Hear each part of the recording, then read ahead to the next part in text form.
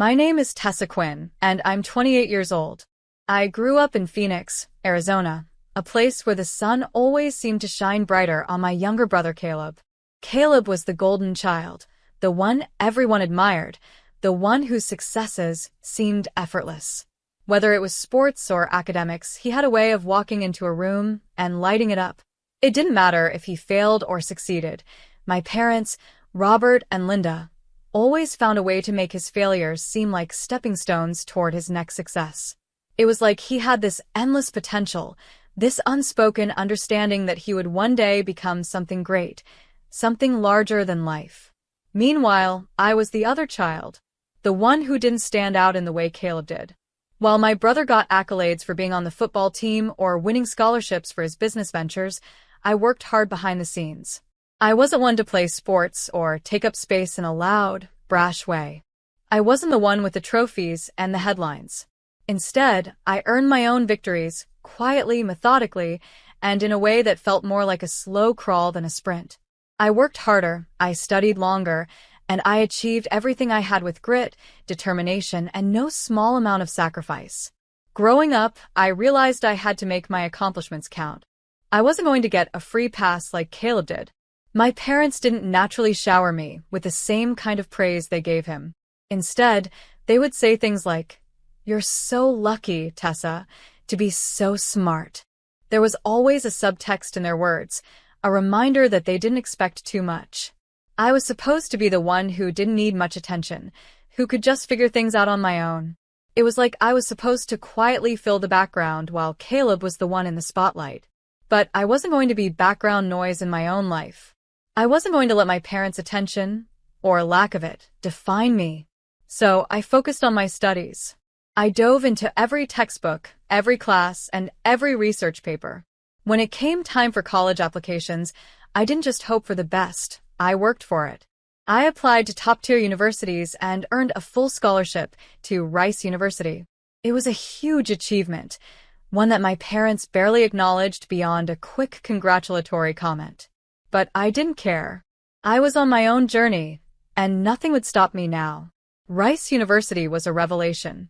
It was my first taste of freedom, freedom from my parents' expectations, freedom from the shadow of my brother, and the freedom to just be myself. I thrived in Houston. I wasn't just a student. I was someone with her own goals, someone who was becoming more than just the quiet girl in the background. I kept my head down, worked tirelessly, and earned accolades that my parents, despite their indifference, couldn't ignore. I became known in academic circles, earned praise from professors, and secured internships that led me to my first real job in San Francisco after graduation. San Francisco was everything I hoped for, an escape, a new chapter. I landed a position at a prestigious marketing firm, one that promised to set me on a fast track to success. I was determined to prove to myself, and to everyone else, that I didn't need anyone's approval to thrive. I had made it. I had worked hard for this life, and it was mine to enjoy. But as with every high in my life, it was followed by something unexpected. I had no idea that the next twist in my story would come at an arts benefit gala, one of those high society events that seemed so out of place for someone like me. I had been invited by a colleague, a woman whose name I had heard in passing but never had a chance to meet. She was well-connected, and the invitation felt like one of those golden opportunities to network and make my mark in a new world. I arrived at the gala, feeling out of place at first. The people there were polished, dressed in designer gowns and tuxedos, speaking a language of wealth and influence that was foreign to me. I stood by myself at first, sipping on a glass of champagne and admiring the art pieces on display, when I met him. Adrian Locke. I didn't know who he was at first, just another charming man at a high society event. But something about the way he spoke, his calm demeanor, and the way he listened when I talked drew me in. There was no pretense in him, no showmanship. Just a man who spoke thoughtfully and genuinely. We talked for hours, exchanging ideas, thoughts on art, on life, on the future. It was refreshing to meet someone who didn't judge me by where I came from or who my family was. It wasn't until later that I learned who he really was. Adrian Locke, the heir to the Locke family fortune, a name that carried weight in circles I had only ever read about. His parents, Graham and Lila Locke, were well known but not in the way I had expected. They weren't the typical ultra-wealthy, arrogant types. Graham and Lila were warm, grounded, and kind. They didn't flaunt their wealth. They simply lived in it, with grace and dignity. It was the kind of family dynamic I had always dreamed of, one where love and respect took precedence over appearances and social climbing. I found myself drawn to Adrian, not for his wealth, but for who he was. He wasn't like the others. He didn't need to prove anything. He was confident, secure in himself and his place in the world. Over time, we grew closer, and I found myself wanting to spend more and more time with him. He made me feel seen and valued in a way I hadn't felt in years. But when I told my parents about Adrian, everything shifted. Robert and Linda weren't interested in Adrian as a person. They weren't fascinated by his thoughts or his kindness. All they saw was his family's wealth. Their eyes lit up when they realized who he was, and immediately, I could see the change in their demeanor. It wasn't long before they began pushing for more connections, more access to the Locks. They didn't care about me. They cared about what they could gain from Adrian's family. It was subtle at first. Small comments about how I should expand the guest list for the wedding, how I should invite a few more influential people, how we could network with the Locks. It was all about leveraging Adrian's connections for Caleb's benefit. They wanted to use me as a stepping stone, as a way to climb higher on the social ladder. They were no longer concerned with celebrating my happiness. They were concerned with making their own lives easier, with using this wedding as an opportunity to push Caleb's interests. That was when I knew something had to change. I couldn't let them manipulate me anymore. I had spent my whole life trying to meet their expectations, trying to be the daughter they wanted, the one who didn't ask for much, the one who could quietly go along with their plans. But I wasn't that person anymore. I wasn't going to let them use my wedding as a networking opportunity. I wasn't going to let them push me into something I didn't want. I had fought for my independence, and I wasn't about to let them take it away. I refused. I stood my ground. I wasn't going to let them control me any longer. The week before my wedding, the tension between my parents and me reached an all-time high. It felt like a quiet storm, gathering force with every passing day. For as long as I could remember, my parents had always been subtly controlling. I had spent years trying to please them, trying to earn their love and approval, but it seemed like nothing was ever enough. My accomplishments were always overshadowed by Caleb's success, and no matter how hard I worked, it was never truly recognized by them. I was always the second place to Caleb's first. But the wedding? This was supposed to be my moment. My chance to step out from behind Caleb's shadow, to finally be seen for who I was, for everything I had worked so hard to build. And Adrian? He was everything I had ever wanted in a partner, kind, thoughtful, and, most importantly, someone who truly saw me. He didn't care about my family's wealth, or my last name, or the life they expected me to live. He loved me for who I was. But when it came to my parents, it felt like nothing ever really changed. I remember the conversation we had just days before the wedding. Adrian and I were sitting together in the small apartment I had just moved into. I could hear the distant hum of traffic outside, the city's ever-present noise filling the background. It was a strange mix of excitement and dread in the air. Adrian had been the one to pick out the location for the ceremony, a beautiful vineyard estate in Sonoma County. The plan was perfect, quiet, intimate, and personal. But when I told my parents, they didn't share my vision. They didn't understand why I wouldn't just invite more people, why I wasn't willing to expand the guest list for networking purposes. "Don't you think it's a good idea to invite a few more people?" my mom had asked, her voice dripping with subtle pressure.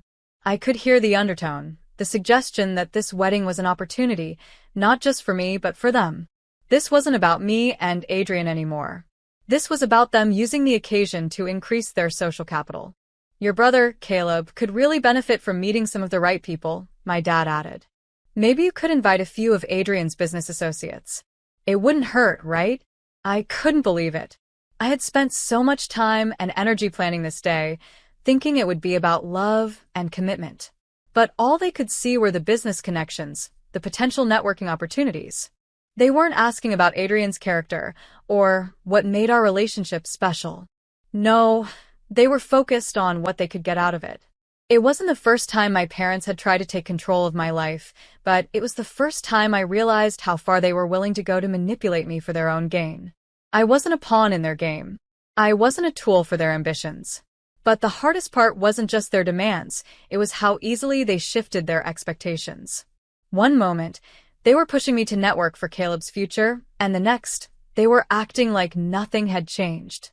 They didn't even acknowledge how hurt I was. It was like they just expected me to go along with whatever they said, as if my needs and wants didn't matter. I had to make a decision. I had to choose myself. But I didn't want to cause a scene. I didn't want to be the daughter who rocked the boat. It wasn't in my nature. I had always been the one who quietly accepted what was given to me. But not anymore. This time, I stood firm. When I told them I wasn't willing to expand the guest list, that this was my day, and it was going to be about me and Adrian, I could feel the disappointment radiate through the phone. My mom was silent for a long time before she spoke, her voice thick with frustration. "You're being selfish, Tessa," she said. "You don't understand how important this is. Don't you want to help Caleb? Don't you want to help us all?" It was like a punch to the gut. I was used to my parents dismissing my needs, my feelings, but this felt different. They were accusing me of being selfish simply for wanting to have a wedding that was about love, about commitment, about us. It wasn't about business deals or networking. It was about the future Adrian and I were building together.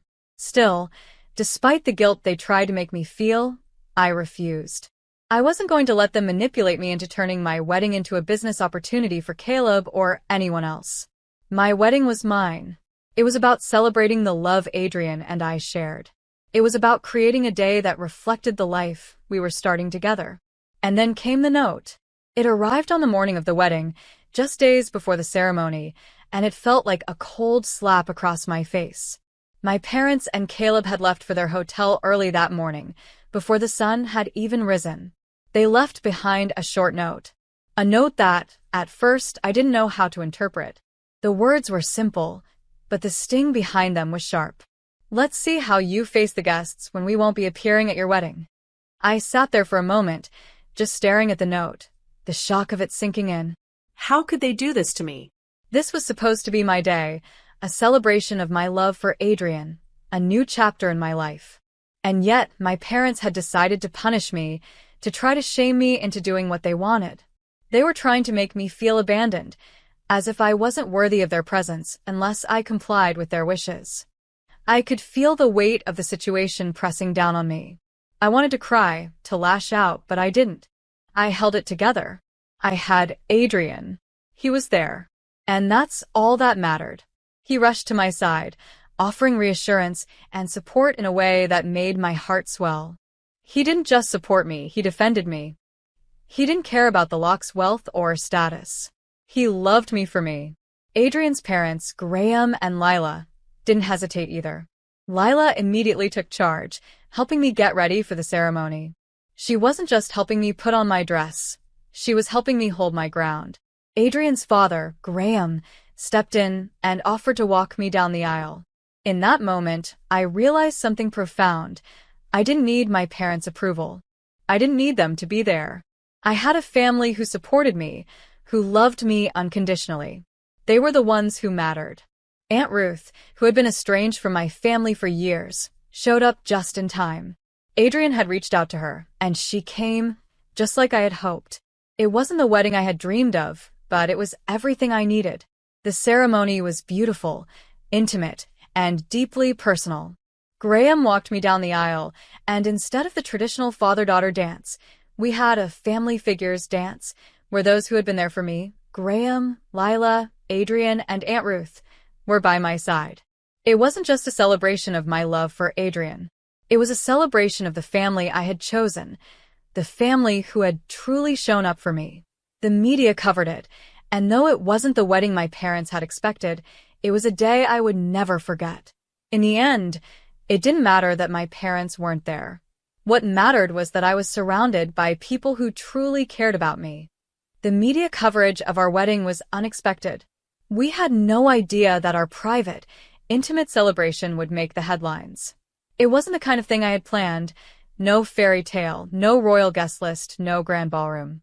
But when I saw the piece about the ceremony on a local Bay Area news outlet, I realized just how much it had resonated with people.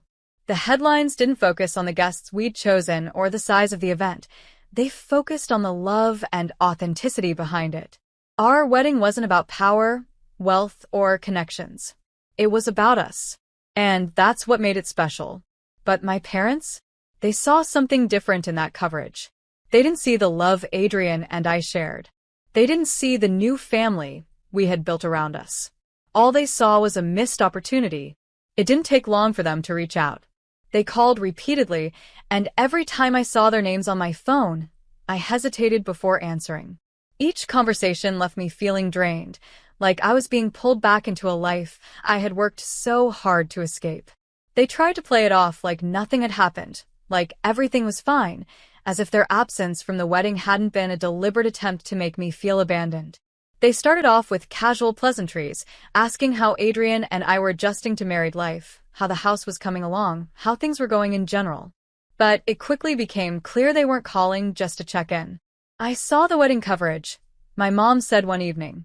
It was quite the event, wasn't it? We're just happy for you, of course. It must have been nice to have such a big celebration. I didn't answer right away. I knew what she was implying, what she was really saying without saying it. She wasn't calling to congratulate me. She wasn't even calling to apologize for what had happened. No, she was calling because, once again, she saw an opportunity. My wedding had given her a glimpse into something she wanted. I'm sure you're doing well with Adrian's family, my dad added, his tone smooth. It's good to see that you're surrounded by people who care about you, Tessa. But, we'd like to be part of your life too. We're family, after all. Family. I couldn't help but laugh bitterly. They had never truly been family to me. Not in the way I had always imagined. They had always used the word family as a tool for their own needs, their own agendas. And now, they wanted to come back into my life as if nothing had happened, as if their absence from the wedding hadn't cut me to the core. I could feel the knot in my stomach tighten. I was tired of being manipulated. I was tired of being the one who always gave in, the one who always adjusted to meet their needs. It wasn't that I didn't love them, I did. I always had. But my love for them had to be tempered with boundaries, with self-respect. I wasn't going to let them use me anymore. Not for their own gain. Not for their own version of what a family should be. When they came to San Francisco a few weeks later, their approach had changed. They weren't so much trying to guilt-trip me anymore. Instead, they began trying to position themselves back into my life as if nothing had ever happened. They were no longer asking for special favors or trying to manipulate me into doing things their way. They wanted something bigger. They wanted access to Adrian's family, to the Locks. They wanted to network with the people they thought could help Caleb. It started innocently enough.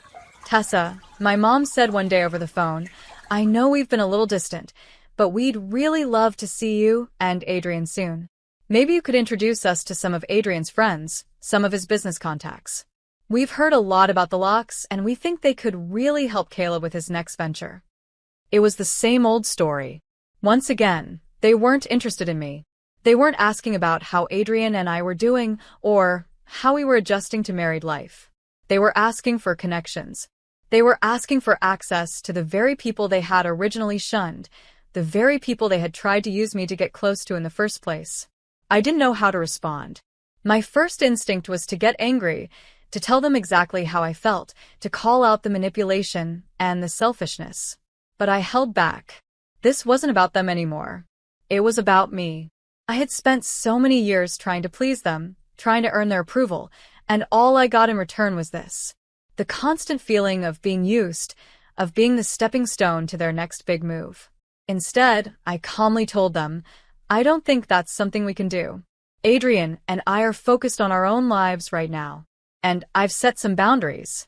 If that's something you can't respect, then maybe we need to reassess how much we're involved in each other's lives. There was a long silence on the other end of the phone. I could hear my mom sigh deeply, as if my words had caught her off guard. It wasn't what she had expected. It wasn't the reaction she had hoped for. But it was the truth. And in that moment, I realized how much I had changed. I was no longer the person who cowered in the face of their expectations.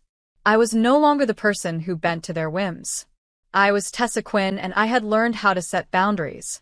Adrian stood by me through it all, never once faltering in his support. He understood. He knew how much my family had hurt me over the years. He knew how much I had sacrificed for them, how much I had put their needs above my own. And now, he stood beside me as I chose myself, as I chose us. Graham and Lila Locke remained a steady presence in my life, offering their warmth and kindness when my own family had failed to do so. Aunt Ruth, too, was a constant source of comfort. She wasn't just an aunt. She had become a surrogate mother to me, a true family figure who showed me what unconditional love looked like. Together, Adrian, his family, and Aunt Ruth had become the family I had always longed for. They were the ones who showed up when I needed them, who celebrated my victories and lifted me up during my hardest moments. It was hard. It was difficult to admit to myself that my parents would never be the kind of family I had hoped for, but in the end, it was a relief. I had chosen to build my own life, my own family. And with Adrian, we were doing just that.